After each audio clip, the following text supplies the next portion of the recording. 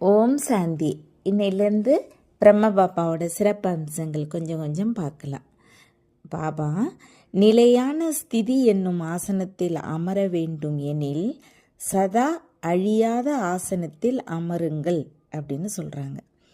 உங்களை அழியாத சொரூபமாக்கி நெற்றியில் இருக்கும் ஆசனத்தில் வீட்டு இருப்பதாக உணர்வீர்களானால் அழியாத ஆசனத்திலும் மேலும் பாப்தாதாவின் இதய சிம்மாசனத்திலும் அமர முடியும் அப்படின்னு சொல்கிறாங்க.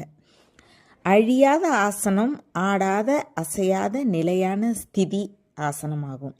இந்த ஸ்திதியின் மூலம் தந்தையை போன்று நிராகாரி மற்றும் நிர்விகாரி நிலையை இயல்பாக அடைய முடியும்னு பாபா சொல்கிறாங்க. மற்றவர்களின் தொடர்பில் வரும்போதும் பேசும்போதும் அவர்கள் நெற்றியில் இருக்கும் மாணிக்கத்தை பாருங்கள்.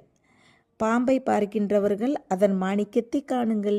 சரீரத்தை பார்க்கிறோம் எனில் அருவருக்கத்தக்க மோசமானதை பார்க்கிறோம் எனில் ஸ்லோகனை சதா நினைவில் நிறுத்துங்கள். தேகதாரியை நினைப்பது என்பது மோசமானது ஆகும்.